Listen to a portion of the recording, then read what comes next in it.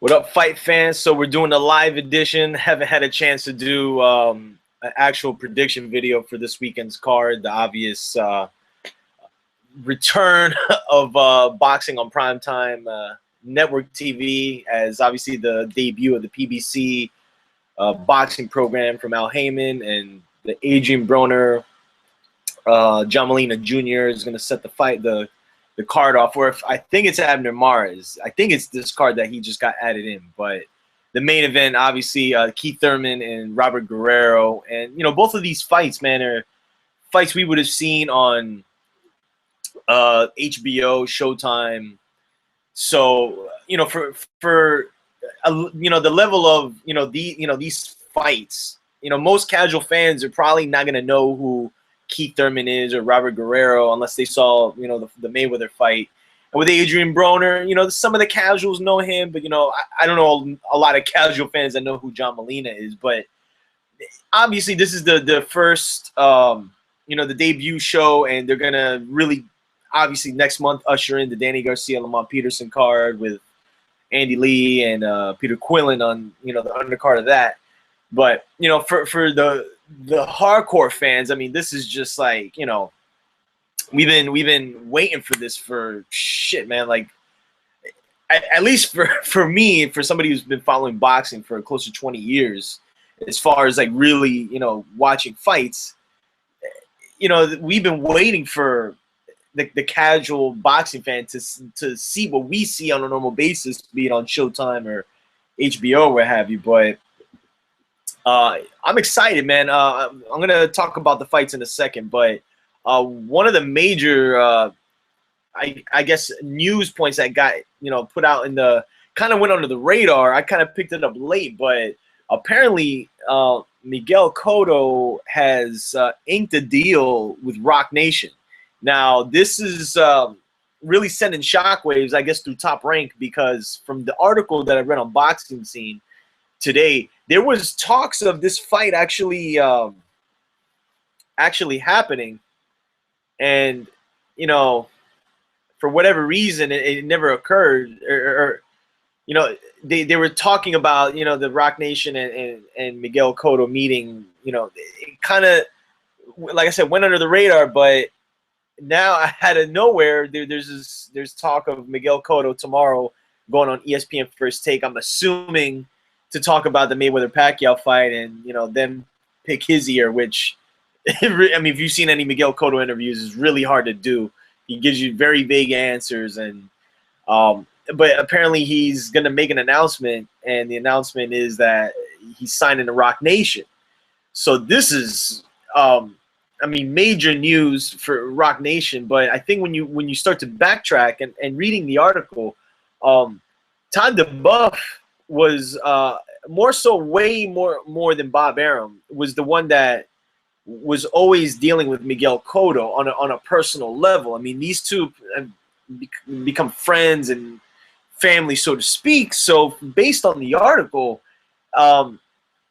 they're kind of, or at least Todd DeBuff is kind of painting it in a way where Cotto's manager, Gabby, I always mispronounce his last name, that he's kind of like, in a sense, he kind of said he was like a cancer to the camp. And you start to think back as far as, you know, Miguel Cotto was offered somewhere around $10.5 million guaranteed to fight Canelo Alvarez, and he turned the fight down.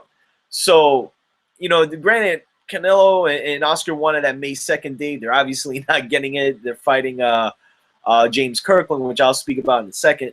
And you know, it kind of puts Miguel Cotto in a weird position now, because based on the article I read, I mean, Todd DeBuff is kind of, seems to be really pissed off and kind of looking at Cotto like in a shady way. And if you think about it, with the relationship Cotto's had with Top Rank, I mean, granted, look, business is business. He didn't have any contractual agreements with Top Rank, more so than a fight per fight basis type of deal. But you know, at the end of the day, man, like you got to be on your P's and Q's, and I guess maybe they took Miguel Cotto for granted and thought that, you know, he was just gonna ride the storm, or I don't want to say ride the storm, but you start to think now, maybe was this whole Rock Nation, Miguel Cotto partnering up kind of like a backdoor type of thing where he knew it all along, and maybe it's partially why the Canelo fight's not made yet. But I mean, again, Miguel Cotto doesn't have a dance partner, and the three names that are coming up are K9 Bundridge, Brandon Rios, and Timothy Bradley. Now, interestingly enough, two of those three fighters are under Top Rank, so it leads me to believe, and I don't know if K9 is under Top Rank. I'm not 100% sure, but it would kind of eliminate those two if it's a situation where he's not going to work directly with Top Rank. Because I mean, the way it's being painted is like Cotto's kind of like shifting Top Rank, and we'll have to wait and see what happens. But apparently, the article is on Boxing Scene. You can go on there right now, but they're pretty much saying he's going to announce officially that he is signed with Rock Nation. Now, what does this mean as far as his career is concerned? Because, I mean, he is going to be a promoter in Puerto Rico. Now, I don't know if it's a situation where he's lining up his promotional company to have or to work under Rock Nation. But, I mean, Miguel Cotto doesn't have that many fights left. I mean, maybe 2 solid fights. And mind you, he's kind of in a corner right now where, he's got the WBC middleweight strap, the official one. But the WBC is already painting Golovkin as the actual champion without him actually being crowned yet, because the reality is Cotto don't want to get in the ring with him. And the way I see it, they're probably going to just vacate the title. And at that point, I mean, Cotto can fight at 154 again. And, we'll just kind of have to wait and see what happens. Hold on 1 second.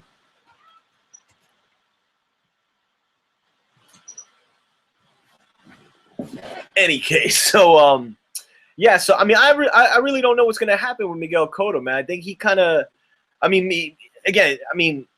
maybe he's throwing us for a ride, and he'll shock us and say, "Yo, I'm fighting Golovkin in June," but that's, in my opinion, a slim to none chance. I mean, I don't see that happening, but my money's on him fighting K9 Bundridge. He's a 154 fighter.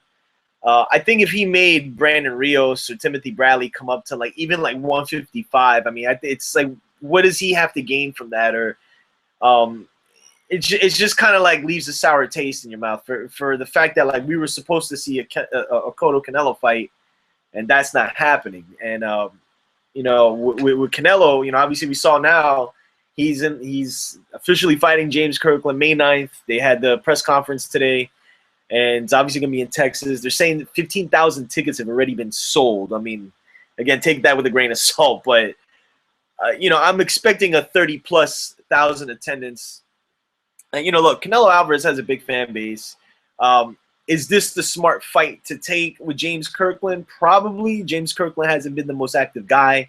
And he is under 50's SMS promotions. So, 50's getting probably the biggest promotion he's ever had. He's gonna have an official HBO date. So at least as a promoter, man, I mean, you can't be mad at him in that aspect, because not every. I mean, mind you, we know the top 5 boxing promotions in boxing today, but there's countless of boxing promotions out there that would love to have a date on HBO. So I mean, for 50, you can't. I mean, this.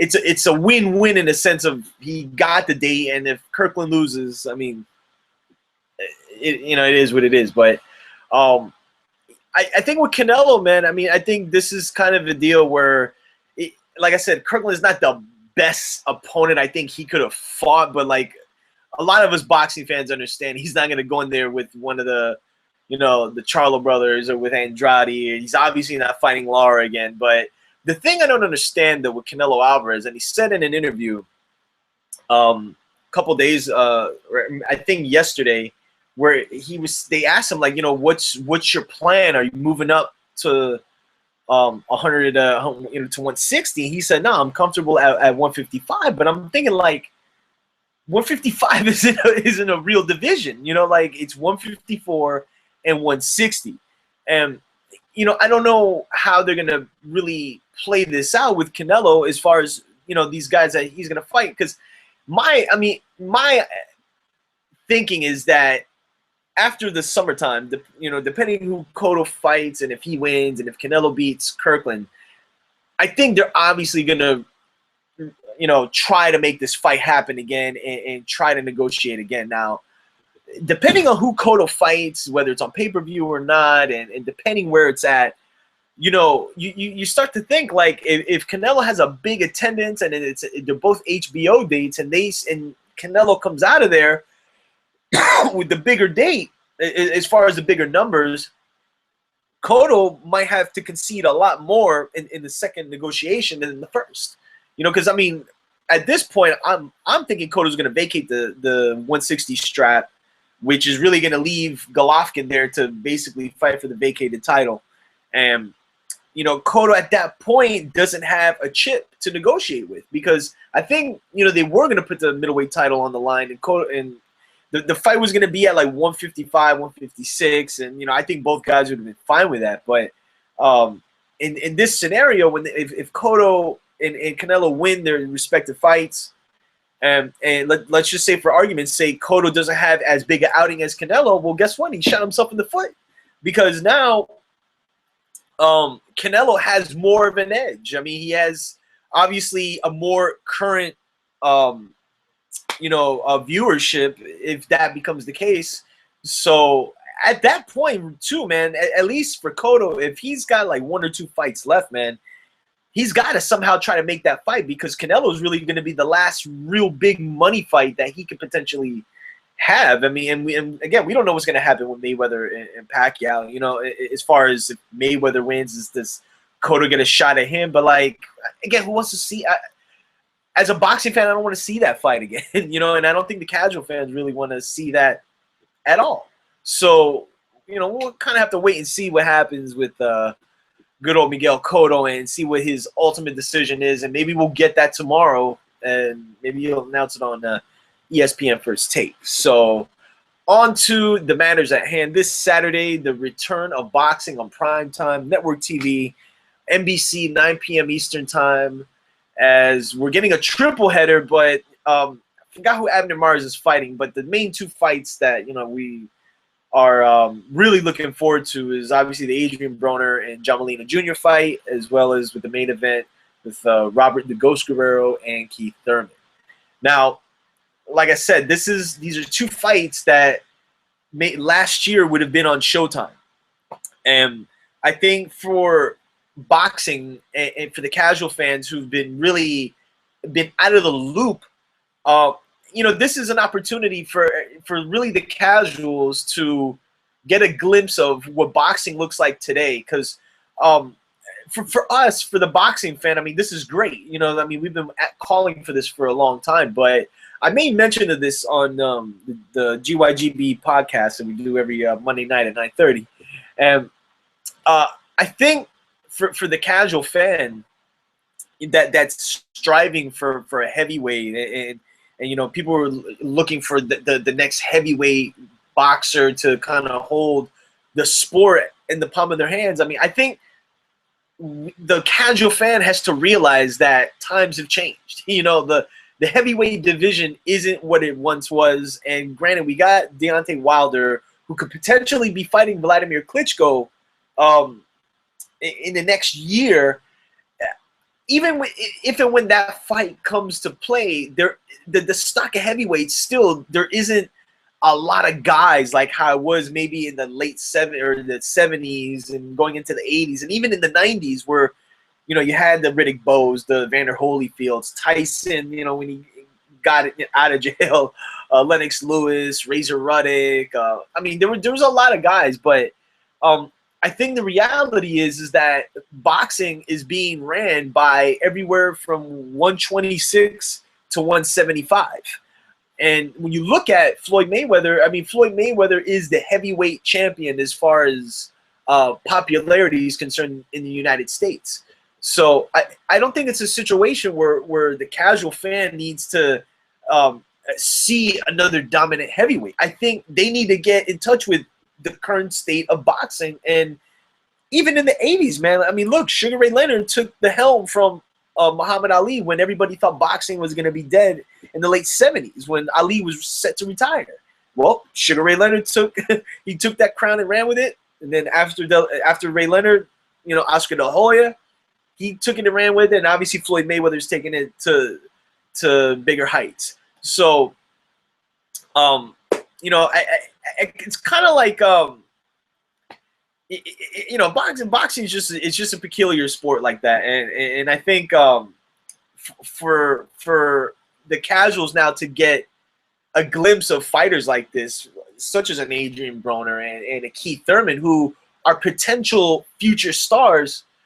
I mean, there's no better platform for for the fans to really gauge and say, okay, well, who, if you want us to get into boxing, show us who the top guys are.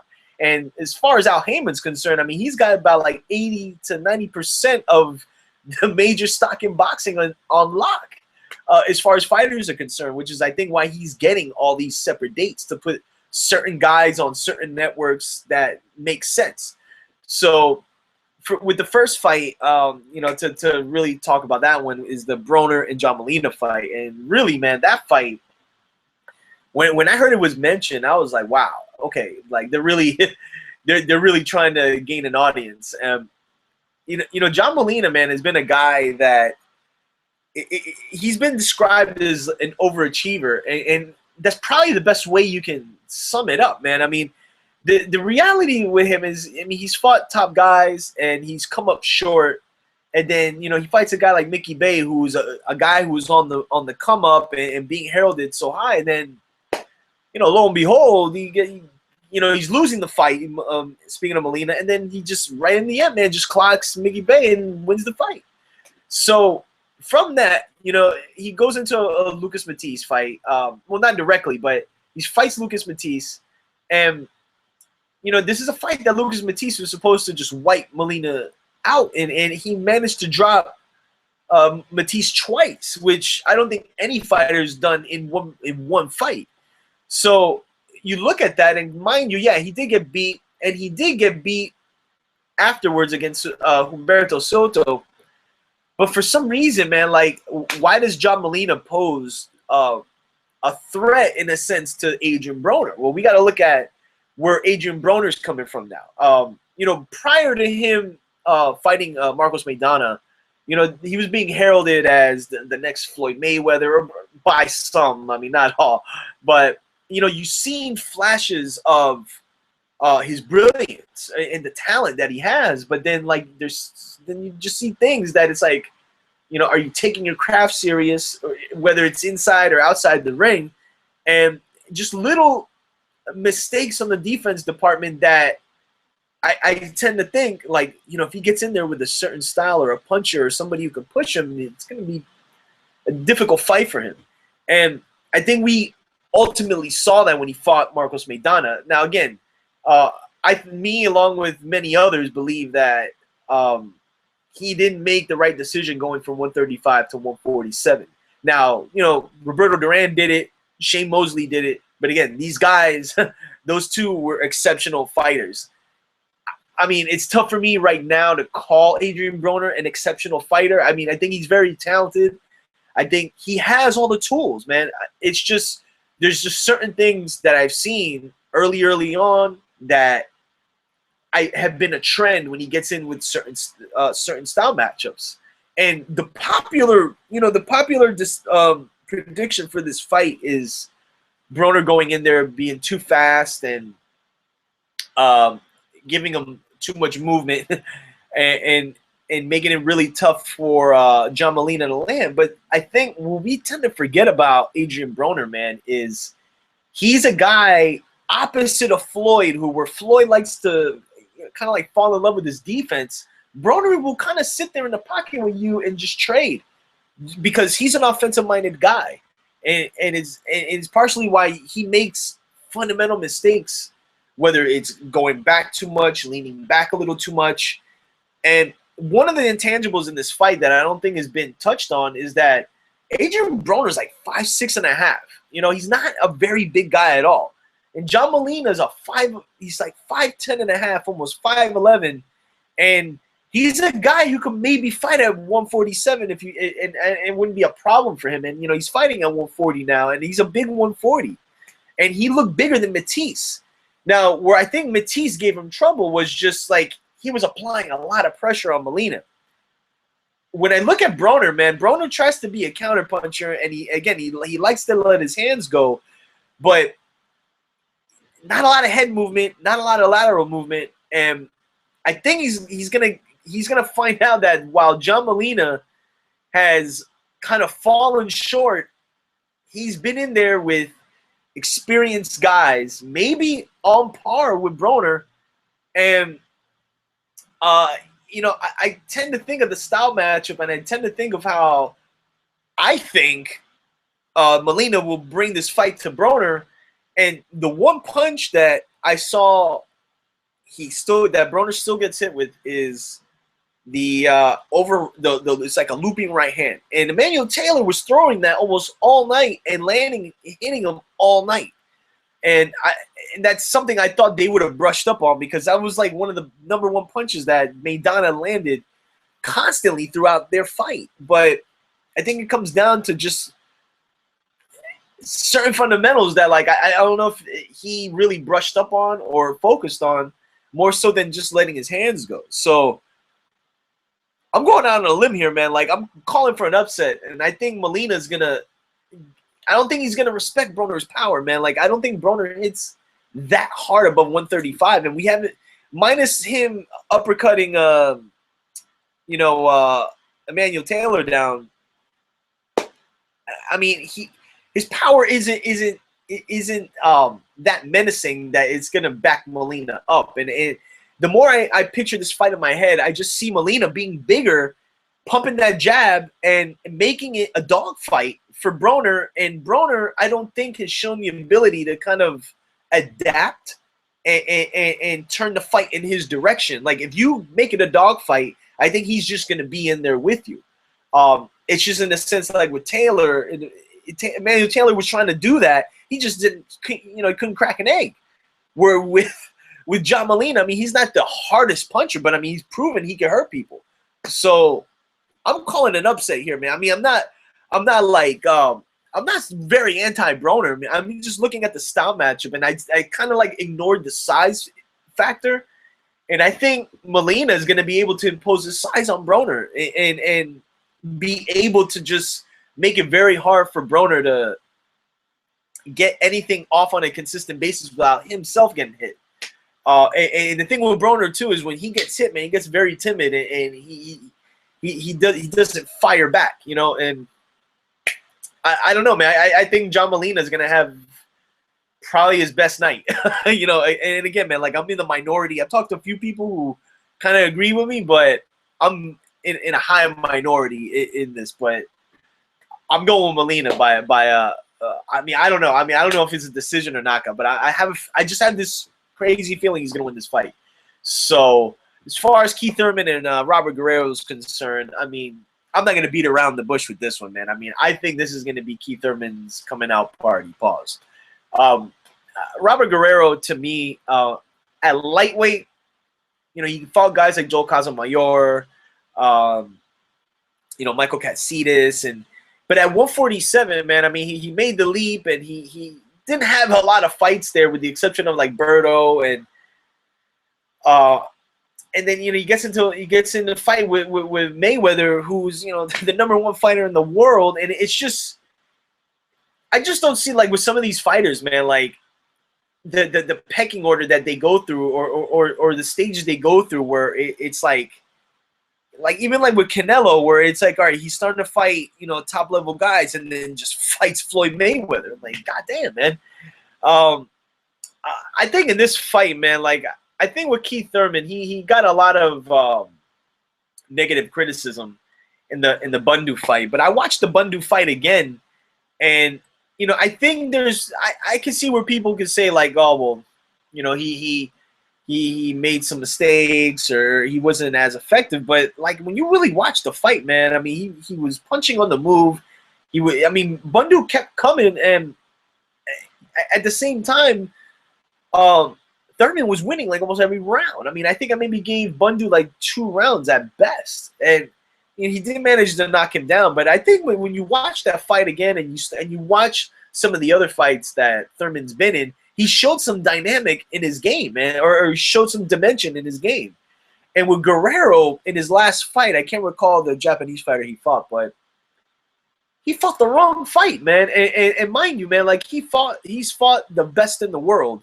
And you would think at that point, man, you were like, you know what, man, like I need to go back to the drawing board and touch up on some things. But and again, like, you know, there's fighters who they understand the sport, they understand the business, and they want to get dates, and they'll just put on exciting fights. But I think against Keith Thurman, man, I don't think he's going to be able to outbox Thurman, and I think Thurman's going to be too strong for him. And I think we're going to see, you know, this fight really is a fight that I think will prove Thurman's worth in a sense, because, you know, there's people that are kind of like on the fence with him, and I can understand, you know, he hasn't fought really the super upper echelon of the division, if at all. So, you know, Robert Guerrero is a big step up in competition, and I mean, I think this is his coming out party. You know, I think he's really gonna show. I think he's faster, better combination puncher, it's harder puncher in general, and I think really like Guerrero's a lightweight fighting, or you know, fighting at welterweight, but he's not a strong welterweight. Keith Thurman could really fight at 154 if he wanted to. He's not the tallest guy, but I mean he's a stocky guy. I think skill-wise, you know, you can argue, you know, Guerrero's obviously fought the better competition. He's seen more styles, but at the end of the day, man, like sometimes the math just adds up. And you know, I think Thurman just has more speed. He has more power. I think he showed in the Bundu fight he can box and hit on the move, and I think Guerrero's gonna try to bring the fight to him, and he's gonna get eaten up, man. Because I don't think Guerrero is that disciplined to box for 12 rounds consistently. I think he's a fighter. You know, I mean, he can box. Don't get me wrong. I mean, and I think he's a really good boxer, but he's a fighter, and I think Thurman's gonna bring him into a fight, and it's gonna spell doom for Robert Guerrero. So I got Thurman winning a late round stoppage, an impressive performance that I think is gonna get him finally into bigger fights, such as like a potential fight with Maidana later in the year. So I mean, I'm really looking forward to the card though, man. I mean, like again, you know, a lot of us have HBO and Showtime and what have you. I mean, I personally don't, but I still manage to find a way to find the fights. But interesting note though, I saw today. I mean, not having to do with boxing, I guess directly, but HBO, and I've been reading about this for like a year.